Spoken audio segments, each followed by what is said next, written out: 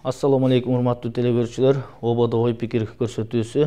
Урматтуу телекөрүүчүлөр, биз адаттагыдай эле түз ободобуз. Бүгүн биздин талкуубуздун коноктору менен тааныштыра турган болсом, биздин бүгүнкү конокторубуз Ак Калпак партиясынын төрагасы Улукбек Маматаев мырза, ошондой эле Майдан коомдук саясий гезитинин башкы редактору Нургазан Аркулов. Урматтуу коноктор, куш келипсиздер. Бүгүнкү биздин көрсөтүүбүздүн темасы саясий соодагерлер. Мындай деп атаганыбыздын себеби баарыбызга белгилүү болгондой, биздин жогорку кеңешке шайланган партиялар болобу же жергиликтүү кеңештерге шайлоолордо болобу, саясатчылар тез көз карашын өзгөртүшүп, туруктуу принцип менен же бир идея менен эмес, ыңгайлуу шартка жараша мындай соодалашып эле биринчи чакырылышта башка партия менен, кийинки чакырылышта башка партия менен шайлоолорго барып жүрүшөт да. Анан мына бүгүн жогорку кеңешти карасак деле айрымдары 4-үнчү жолу башка партия менен, 4 башка партия менен келип отурган депутаттар бар экен. 3 жолу алмаштыргандар бар экен, 2 жолу. Мына ушулардын тегеренди сөз болот да. Себеби дегенде мына 2020-жылы кайра эле шайлоо болот.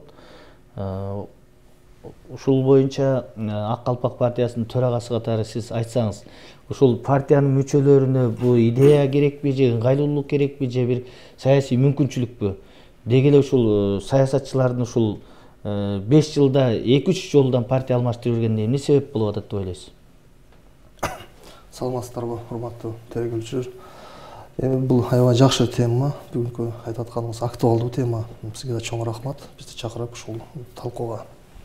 Биз сөздү башынан баштасак, бизде негизи конституция боюнча партия түзмөйүнчө бийликке же болбосо жогорку кеңешке келиш же партиянын мүчөсү болуп келмейинче келиш кыйын. Жок, башка альтернативный жол. Бул биринчи маселе. Экинчиси, жанагы өзүңүз айткандай 3-чү, 4-чү жолу алмаштырып партия келип атат деген депутаттар, булар эч качан партиянын идеясына, партиянын программасына карап, эч качан ошол партияга кирип депутат болбойт да. Булардын өзүнүн аркы идеясы өзүнүн жеке кызыкчылыгын көздөп, өзүнүн бизнестерин сакташ үчүн же болбосо өзүлөрүнө ылайыктуу мыйзамдарды өткөзүп алыш үчүн гана келип отурушат бүгүнкү көпчүлүк депутаттар. Биз эгер мына парламенттик жолго түшкөнүбүз, негизи мен жеке оюм бул туура жолго түштүк. Биз парламенттик өлкө бүт эле дүйнө жүзүндөгү өлкөлөрдө парламенттик өлкөлөр өзгөчө кичинекей биздин мамлекеттегидей өлкөлөр парламенттик жол менен өнүгүп келатышат да. Бул аябай жакшы жол. Бирок биз аны өзүбүздүн элибизге туура түшүндүрө албаган бир жагдай болуп атат. Экинчиси, эл даяр эмес болуп атат да бүгүнкү күнү партиялардын программасына карап добуш берүү. Бүгүн лидерге карайт, анан тилекке каршы ошол акча таркатышып, элди алдап, ошентип депутат болуп келип атышат да. Нургазан мырза, мына сиз бул теманы дайыма көтөрүп, гезит бетинде активдүү жазып, сындап келесиздер да. Деги эле ушул бүгүнкү депутаттарды карасак, бүгүнкү жогорку кеңеште жана мен башында айткандай, аябай мындай бир чети жийиркеничтүү да, ушул элдин сөзү да, ушундай уже ишенбей деле калдык депчи. Сиз ушуну себептерин кандай деп талдап көрдүңүз? Эми мына кыргыз парламентин кечеги тарыхын карап көрсөңүздөр, кайсы учурда кыргыз парламенти күчтүү болгон, кайсы учурда мындай күчтүү депутаттар болгон. Бул ошол учурунда бир мандаттуу округтан шайланып келген учурда ошо депутаттар биринчиден элден коркчу, элдин алдында жоопкерчиликтүү болчу. Ошондуктан жана элдин маселесин көтөрүп, тайманбай айтып, күчтүү депутаттар ошол кезде чыккан да. Кийин эле могу 2010-жылдагы конституциялык реформадан кийин биз парламенттик өлкөгө өттүк деп айтпадыкпы? Бул түп тамырынан бизге кыргыз элине такыр туура келбеген система экендигин көрсөттү да. Анткени парламентке кайсы адам депутат болушун эл эмес, партиянын лидери чечет. Анан ошол шайланып келген адамдар көбүнчөсү көрүп атасыңар, акчанын күчү менен келет дагы, эртең күнү элди ойлобойт, ал өзүнүн гана жеке чөнтөгүн ойлойт. Эгерде партиянын лидери бир нерсе десе, ошону да аткарбайт, каалаганын кылат. Бул мындайча айтканда кыргыз парламентини аябай шерменде кылып атат да, шермендечилик. Эгерде ошо партиянын лидерлери дагы эртеңкисин ойлосо, кыргыз элинин келечегин ойлосо, булар жанагы бузуку ушундай шерменде депутаттарды кайрадан келишине бөгөт коюш керек да. Бирок тилекке каршы партиянын лидерлерин көрүп атасыңар, ушул шайлоо келди, акчасын алып, бунун саясий бизнес содага айлантып алды да. Бул кийинки жана мандат талашчыларынан барынан көрүнүп жүрбөйбү? Ошондуктан бүгүнкү күндө учурдун талабы болуп турат, конституцияны өзгөртүп, биз аралаш ушул шайлоо системасына өтүшүбүз керек деп ойлоймун да. 50%-ын да, 50% ушу бир мандат укуктан келсин, 50% партиядан келсе, ошондо бир алга жылуу болот деп ойлойм да. Туура, мисалы үчүн Улук мырза, мына ошол эле мурдагы президент Алмазбек Атамбаев бир айтканы бар да. Мына азыр Республика Ата журт партиясы жалаң бизнесмен, отурумдук кызыкчылыкты көздөгөн адамдарды алып келип алып, партиясы 2-3кө бөлүнүп отурат деп сындаган эле да. Мына тилекке каршы азыркы күндө ошол Атамбаев алып келген СДПК партиясы дагы бир нечеге бөлүнүп, Атамбаевдин өзүн жактаган бир 38 депутаттан бүгүнкү күндө бир 4-5 эле депутаты калды да. Ошол эле бул көрүнүш бардык партияларда бар да. Өнүгүүдө да бар, Ата Мекенде да бар, Республика Ата журтта дагы. Мына ушул парламентке келип алып туруп, эптеп партиянын атын жамынып, анан кийин келип туруп өзүнүн ырын ырдап кеткен келечекте кантип ушуларды тыйыш керек? Эми экс-президент боюнча айтып атпайсызбы? Бул киши айтканы башка, кылганы башка болду да. Өзү айтып, ушундай Ата журт, Республика Ата журт партиясына сын такканы менин көзүмчө, менин көз карашым боюнча бул өтө эле туура эмес болгон. Өзүнүн партиясын карап көрсөңөр, эбегейсиз чоң содалашы болгон СДПКда. Алга Кыргызстандан баштап СДПКга чейин жеткен депутаттар бүгүнкү күнгө чейин отурушат. Ошолорду көргөн жок беле. Бул бийликтеги партия, бийликтин партиясы. Президент өзү да айтып жүргөн, бул менин партиям деп.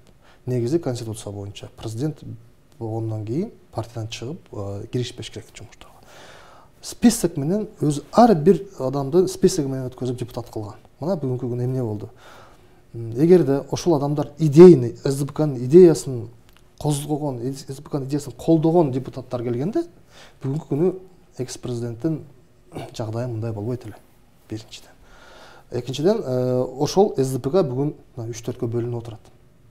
Парламентте бирине бири каршы сүйлөп, СДПК уже тараган турат да, мындай айтканда.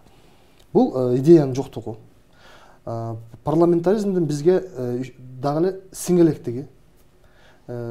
Парламентаризмде партиянын программасына карап, ошол өзүнүн жан дүйнөсү жакса, ошол депутаттын ойлогон ойлоруна ошол программасы төп келсе гана ошол партияга барып депутат болуш керек да. Бизде бүгүнкү күнү тилекке каршы андай эмес. Башка партияларда эле ошондой жалаң гана акчалууларды топтошот. Эмнеге дегенде, бизде ар кандай шылтоолор менен биз дейт реклама кылабыз дейт, тигинтебиз мынтебиз дейт, бирок анын баардыгы ошол мына Нургазы айткандай эле партиянын лидери чечет. Канча акча алып келесин, кайсы орунда болосун. Биз аны 2015-жылкы парламентте өз көзүбүз менен көрдүк да. Эми бул маселени чечиш үчүн экинчи маселе сиз айтып аткан. Кантип бул проблема менен күрөшөбүз? Мыйзамды бул нерсеге ылайык мыйзам да жок да. Ал айтып калышы мүмкүн да. Мен кече күнү СДПКда жүрдүң эле деп айтсаңыз бир депутатка, ал айтып калышы мүмкүн, эртең күнү башка парламенттин, башка партиянын программасы мага жагып калды, ошон үчүн бардым деп десе, биз эмне дейбиз? Моралдык жоопкерчилик керек бул жерде. Анан бир мандаттуу депутаттар дагы сөзсүз түрдө бизде керек. Экинчи жагы чакыртып алуу дагы механизм иштеш керек да. Депутат болду, эл чакыртып алган бизде механизм жок болуп атат. эгерде бир депутат башка партияга барып депутат болгон болсо, аны эл билбей да калышы мүмкүн да. Анан караса эле депутат болуп чыга келди. Аны чакыртып алыш керек. Ошол гана мыйзамды киргизип, эл гана чакыртып алса, биз баягы сурай турган механизм пайда болот. Бул ушул массалык маалымат каражаттары ушундай терс көрүнүштөрдү коомго жайылтып көрсөтүп, мындай чагылдырып, ушул моралдык жагын айтып атпайбы? Байма-бай жазып, уят карып турса, балким ушул маселе мыйзамдан дагы башка баягы көзгө көрүнбөгөн мыйзамдар бар да. Ошол жагынан массалык маалымат каражаттары кандай иш алып барыш керек? Нуламызда мындай да. Биз такай эле ошондой баягы эки жүздүү, кошоматчы, күн тийген жердин көкөгү болгон депутаттарды такай эле жазып келатабыз. Булардын баягы саясий сойкулугунан парламент жабыркап атат. Өлкөнүн ушу өнүгүшүнө терс таасир тийип атат. Биз баардыгын жазабыз. Бирок эмне деп жазбайлы, алардын өздөрүнүн дагы, аларды ушул тизимге кошуп аткан лидерлердин дагы беттери бетон болуп калыптыр. Мында эч кандай реакция жок. Биз көптөгөн ошо гезит бетинде жазып аткан материалдарга эртеси ошол бети бетон депутаттар өздөрү акчасын берет да, башка гезиттерге барып туруп кайра эле өздөрүн мактап чыгып атышат. Муну бул моралдык деп атпайбы? Моралдык ошо улуг айткандай баягы ошондой депутаттарды чакырып алуу механизмин табыш деген өтө туура коюлду да бул маселечи. Мен муну колдойт элем. Анан негизиси ошонун мурда баягы партия лидерлеринин да жоопкерчилигин караш керек да. Эмне үчүн баягы ал тизме түзүтканда, эмне үчүн баягы элдин кызыкчылыгын ойлобойт? Эмне үчүн өзүнүн чөнтөгүнүн кызыкчылыгын ойлоп атат? Партиянын кассасынын чөнтөгүн ойлоп атпайбы? Эл мисалы конкреттүү түрдө мен эртең кимди депутат болушун көргүм келет дегенди көрүш керек да. Ал узун тизменин арагында жүрөт, бирок акчасын берип койгон, каалаган учурда БШКга башкалардын арызын алат экен да, ошону жылтырып коюп кайра алып келип атпайбы? Бул партия лидерлеринин дагы ушул жоопкерчилигин караш керек деген сөз да. Мындайча айтканда баягы туруктуу тизме болуш керек да, өзгөрбөгөн. Мисалы мындай деп ойлойм да, баягы билесиздерби, бир Текебаев ушундай бир мыйзам долбоорун жазып атканда эч ким көңүл бөлгөн эмес. Бул айтып атты, баягы 9 округка бөлүп, мисалы ошол адамдардын конкреттүү тизмесине добуш берсин, ошол жерден уткан адам депутат болуп келсин.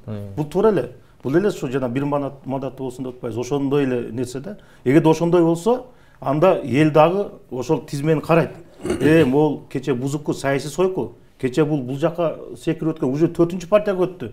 Бул бузукуну шерменден шайлабагыла деп, ошондо бир татык туурагын шайлап ушул көрсөткүч менен келмек да. Бул эң туура мыйзам болгон. Сиз мына кече эле Германиядан келдиңиз, ошол жакта дагы ушул партиялык иштер менен барып келдим деп айтып атасыз. Ал жакта ушул партия мүчөлөрүнүн, парламенттеги партиялардын эл алдында жоопкерчилиги, маданияты кандай экен дейм? Биз эми жанагы Жашылдар партиясы менен барып бир конференцияга катышып келдик. Ал жакта эл өзүнүн депутаттарын деле мындай карап таанып билбейт экен. Эмнеге дегенде, ал жактагы элдер саясатка такыр эле мындай кызыкчылыгы жок экен да. Эмнеге дегенде, бардыгы жакшы, мыйзамдар иштеп атат. Эгерде бир кандайдыр бир кайрылуулар болсо, депутаттар ошол элдердин арасынан эле чыгып эле ошол проблеманы чечкенге дайыр экен да. Анан биз ошол сурадык, бул кандай, бүгүнкү келген партия эртеңки күнү келбей калып атса кандай, силер мындай, силердин өткөндөр барбы биздин? Ушул тема боюнча чоң талкуу болду ал жерде. Анан алар таң калды, кандай, бүгүн бир партия менен барсам, анан эртеңки күнү башка партия менен деле бара бересиңерби? Бизде ошондой баягы адат болуп калган да. Алар таң калып атат да. Тиги партиянын программасы эмне болот анан кийин? Элдин ишеничи кандай болот? Биз унча калбай туруп бердик да. Эмне деп айтабыз?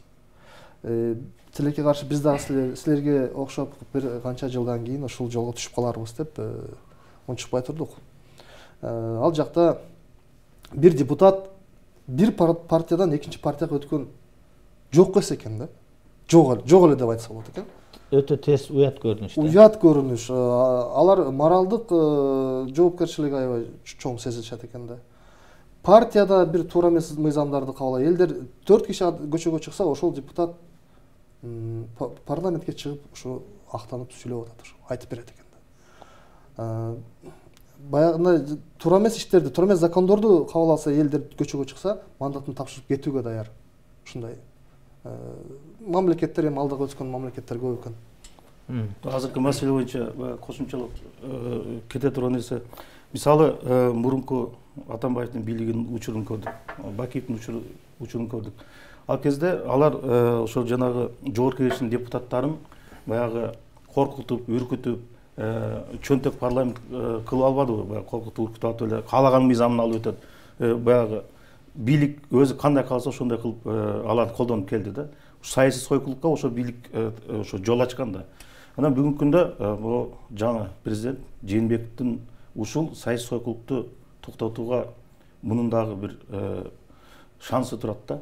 Бул жана мурунку президенттердей болбой, аларга окшоп буларга басым көрсөтүп, коркутуп, үркүтүп, чөнтөк парламент кылам дебей, мындай мен эл үчүн иштейм десе, парламентке баягы жаңы келген парламентке мүмкүнчүлүк берип, жаңы татыктуу адамдарды өткөзүп, ушу саясий сойкулук токтотууга ушунун шансы бар да, азырчы мүмкүнчүлүгү бар деп ойлойм да. Эми мына бул жерде сиз бир жакшы сөздү айтып атасыз. Мен кээ бир депутаттар менен сүйлөшсөм, өздөрү айтып атпайбы?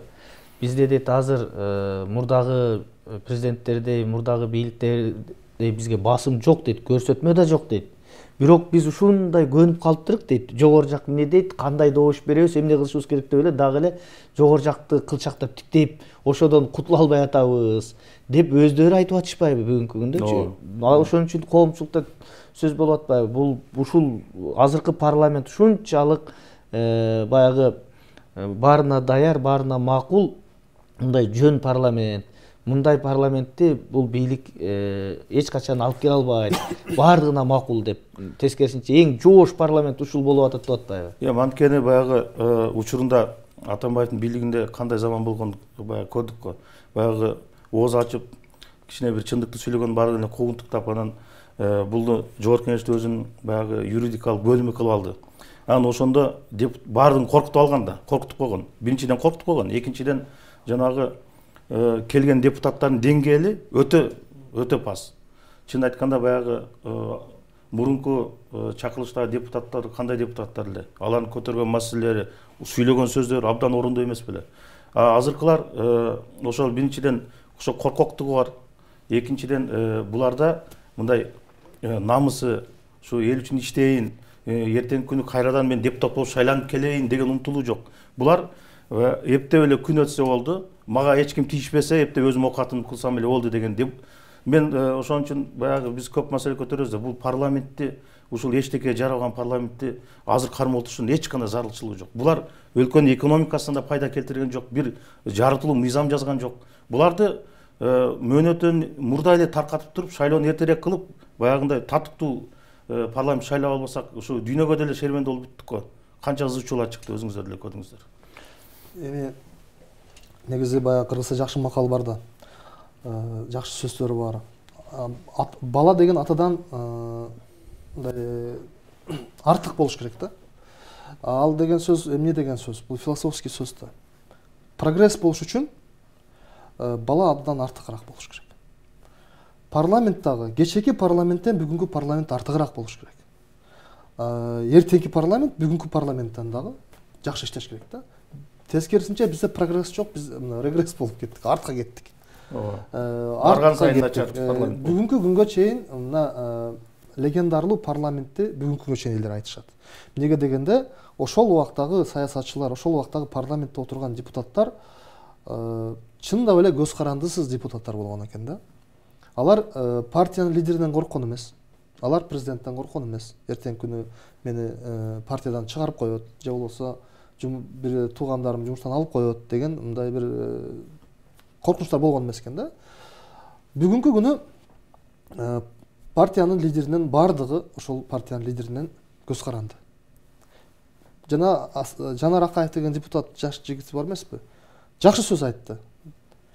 куттуктады депутаттарды. Мен 7-чи кабаттан звонок келбей калып, эркин азаттыкка чыгыңар, мен куттуктайм деп. Бул деген катуу сөз да.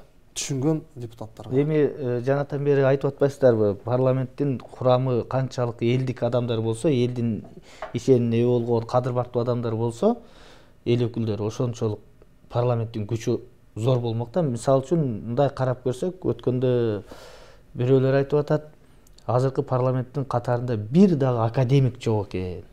Бир дагы бир элге белгилүү доктор, илимдин доктору жок экен. Бир белгилүү бир чоң элдик адам болгон, эл жазуучусу жок экен. Анан кантип кадыр баркы болот? Мурдагы парламенттерде канчалаган академиктер, канчалаган эл жазуучулары, канчалаган илимдин докторлору, жана башка чөйрөлүү адамдар болчу, ошон үчүн алар кадыр бартуу эле деп атат да. Анан жана сиз айтып атпайсызбы, тескерисинче майдаланып жалаң бизнесмендер, коммерсанттарга толуп кетти деп.